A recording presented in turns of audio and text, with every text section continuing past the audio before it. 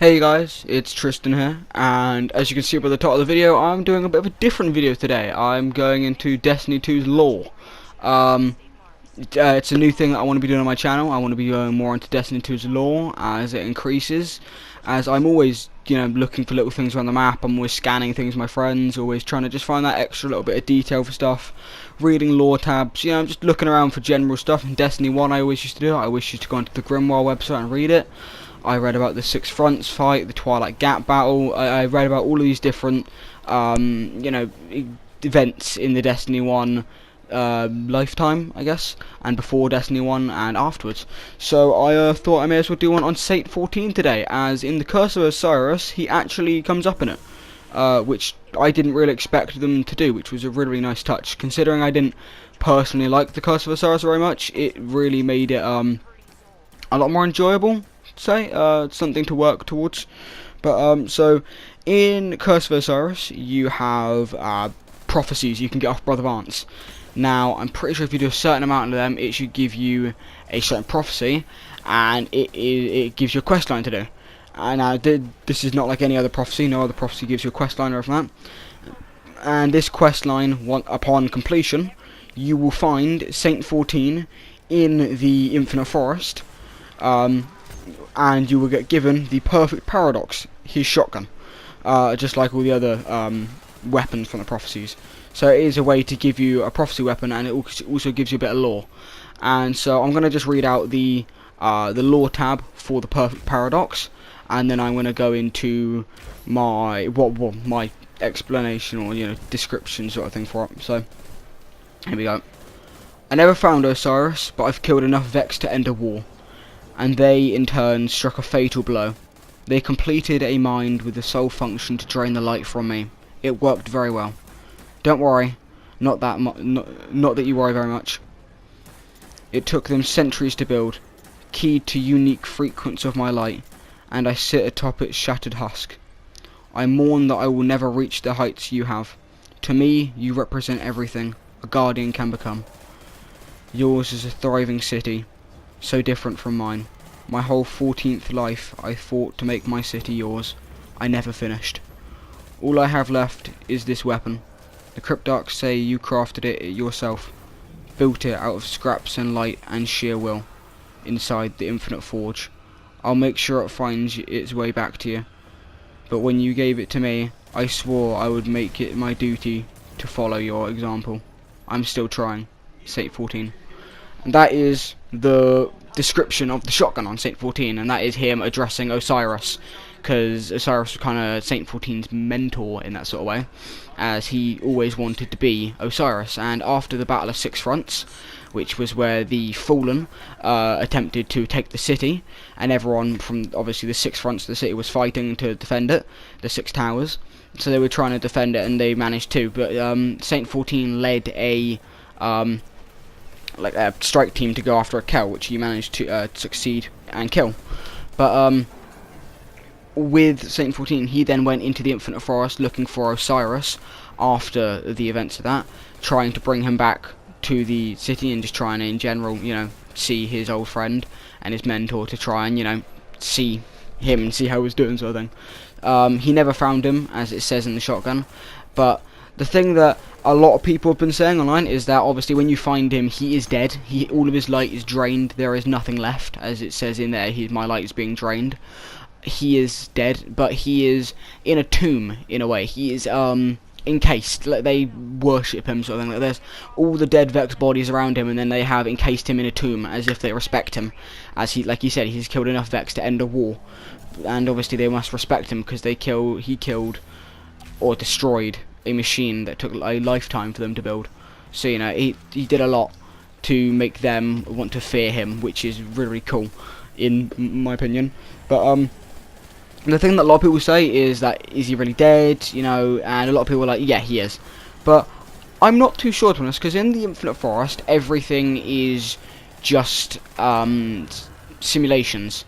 So I know he went in there for real, and I know obviously Guardians can still die in there, but I believe that he could possibly still be alive in a different simulation. So there could still be a simulation in the Infinite Forest where he went in and is still alive currently, but just stuck in a loop of that simulation. Because obviously there are millions of simulations going on in there for the Vex to see how they could fight it and everything that, and they must be doing simulations with Saint 14 even after they've killed him, just to try and make it so they can keep their weapon. But I reckon he could still possibly be alive in a couple of simulations. I know it's very, very out there. I know it's very, very, not very backed up theory, but I reckon he could possibly still be alive in there. But a lot of people were like, how did he die? He was one of the most powerful guardians, other than obviously Osiris. But the way that I believe he died, obviously, they said they made a weapon to drain his light. But we don't know whether, at this time, because obviously Osiris has always been in the Infinite Forest, you know, protecting guardians and everything like that. But we don't know that if at this time the Traveller was taken by Ghoul yet. So he might have had his light lost from that, and then they drained the last light from him, making it easier to kill him because of Ghoul. So I believe that it could be a mixture of things. Obviously, I know it says it has the light drained from him, and no Guardian had light other than us. But I don't know whether he... I don't know whether the Ghoul attack made it harder for him, or whether he just, like he said, with that weapon, it was too powerful for him. But I reckon he could possibly be alive in the in simulations. It is a possibility, because like we said, Panoptes, when you go into the Infinite Forest to kill him, he's in loads and loads of different simulations, and there's loads of different simulations in the adventures for the what do you call it, Cabal, no, not Cabal, Vex, doing simulations about the Cabal, about all of these different things, trying to see that their like chance of winning sort of thing. So they could have always done a simulation for him to see whether he would you know, die, whether they could kill him without having their weapon utterly, you know, destroyed and losing everything to him, which I think is quite a big possibility. But in Destiny 1 you get his helmet, which is called the Helmet Saint 14, and it's like it's one of the it's like a helmet of so much light in it sort of thing, and he killed a Kel by like headbutting him sort of thing. That's the Kel he killed after the 6 fronts. But I just find Saint 14 really, really interesting, especially that they brought him back into Destiny 2, because I was not expecting them to bring many characters that we didn't actually ever get to see into Destiny 2. I didn't really expect them to bring any, if I'm honest. So bringing Saint 14 into it is actually really, really cool. It's really, really cool to be able to get a shotgun from him, and you know, to be able to get a bit more lore about him. But if you guys didn't know, the speaker is Saint 14's dad. So I feel like what they could have done is, obviously we'd never saw him in Destiny 1, but instead of killing him off in Destiny 2 for sure and making us know that he is dead in some simulations, or possibly all of them, we don't know yet, but instead of doing that, what they could have always done is they could have made him come out of the Infinite Forest with Osiris, and instead of us just trying to find Osiris, we find Saint 14 in there along with Osiris as he found him. And this isn't something that's actually happened. This is just me doing my own speculations now, or well, not speculations, but my own, you know, fantasy sort of thing, my own thing that I wish could happen.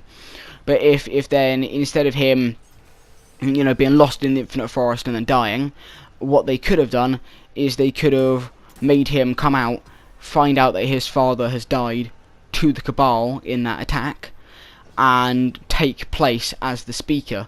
And then we have a legend, quite literally a legend, who has killed a Kel with a headbutt, and has managed to defend against the Fallen at the Battle of the 6 Fronts, and take place in the Battle of Twilight Gap.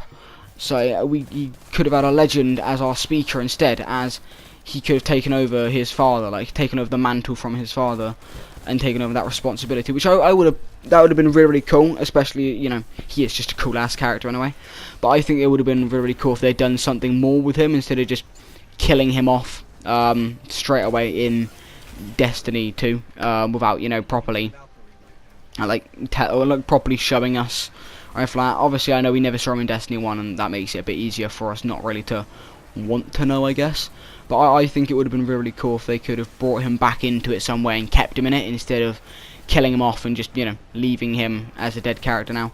But No, it's really, really cool. I really enjoyed being able to look at videos about it, and you know, I've been in a couple of Discord servers, I'm in conversations with people about it, and a few other people believe with me, or to agree with me, that it could just be a simulation that he's in, or it could just be that he's like, I would call it that. Oh bloody hell! See, I have this all written down again like yesterday, and it's just off the top of my head gone, and I can't even find it on my piece of paper. No, or that he could have just come out, because a lot of people have been saying, you know, obviously that he is the speaker's son, so it would, you know, the speaker has fallen, so if his son had come out and taken his place, it would have been pretty cool. Then again, though, we don't actually know whether the speaker is dead for sure. Obviously, he hasn't returned in Destiny 2, but, I mean, the way they killed him off, I know he didn't do anything for 3 years, but it was pretty scummy. Let's get real, you know, he just kind of fell out of a box, well, not even a box, just fell out of restraints and lost his mask, and then he was dead. It's kind of, you know, a crappy ending to a character who had so much potential for 3 years. But then again, you know. And by the way, anyone who is wondering what is in the background, that is Warmind gameplay, or for the second expansion of Destiny 2. I bought it today. I have completed the main storyline for it, and I have to admit it was amazing. The lore behind it and some of the stuff like that you find at the end is utterly amazing. I'm really enjoying it a lot more than I did with the Curse of Osiris. It's much more interesting, and there's collectibles around again, and the light level increase and level increase, especially with the extra 50 light levels. That's really, you know, gave me another reason to play the game more, because I can level up a lot more now, and you get to, Mars is really, really nice just to hang out on. You know, there's a lot of new things in it that is very fun. Escalation protocol, I haven't managed to get past level 1 yet because I'm still a low light level, but it is pretty cool from what I've seen of people playing it, and from me trying to take part in the ones that people are doing. But it is really, really cool. I'm really enjoying Warmind, like I said, a lot more than Curse of Osiris. Like I said, Curse of Osiris had a lot of potential, but you know, it just didn't really go there. But if every DLC could be as good or better than Warmind from now on, I reckon Destiny 2 could become a really good game. You know, instead of what it was when it first came out and after Curse of Osiris. But anyway, I am going to leave you guys watch the rest of this mission now. I hope you have enjoyed, you know, me doing this, and if you do want me to do more videos to do with lore, I can always do some Destiny 1 lore videos, like Twilight Gap, 6 front battles, or I could carry on to do some more lore for Destiny 2, so I could do some lore on Osiris, or certain things like that, because I'd really prefer to be doing lore videos like this now, where I can, you know, think about it ahead, get like a sort of like, not a script, but you know what I mean, like a slight thing like that to do. It'd be a lot more fun for me, instead of just doing gameplay videos, and sometimes people watching them, sometimes not. So, you know, I think this is a better choice for my channel in that aspect, because I really do like looking into the lore of these games. I think it is really cool. Anyway, we're getting on to the final battle with the Worm God from Warmind, so I will leave you guys. Don't forget to like, subscribe, and comment. My Instagram, Snapchat, and my Instagram and Snapchat will be in the description. So if you want to message me on any of them, give me feedback on anything, go ahead to do that. And if you don't want to add me on them, go down to the comment section. Don't forget to turn on the notification bell, and I'll see you guys in the next one. Enjoy the gameplay.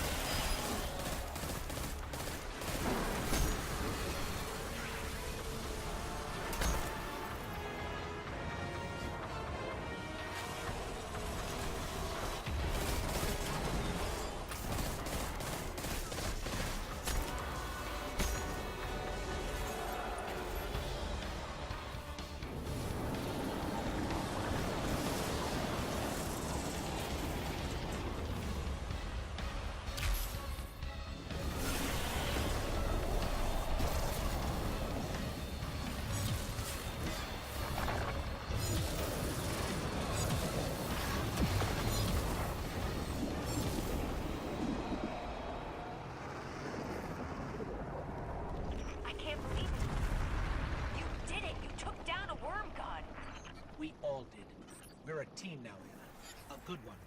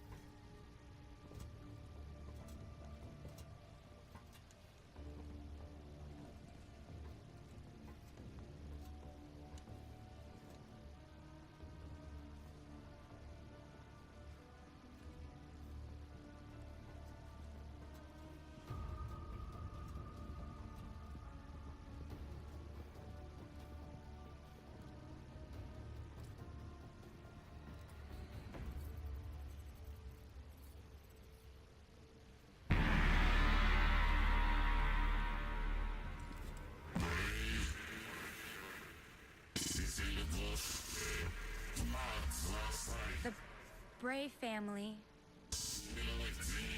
shaped me to be an all-seeing savior, while your vanguard sought to wield me as a primitive weapon. But today, that ends. And I define the reality of my own existence.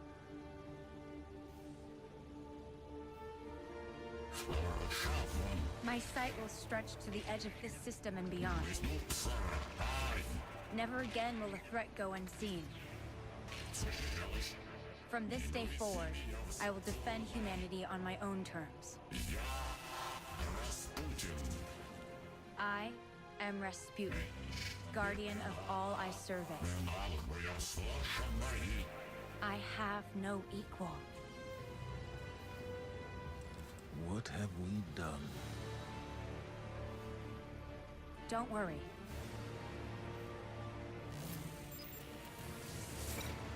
We've got this.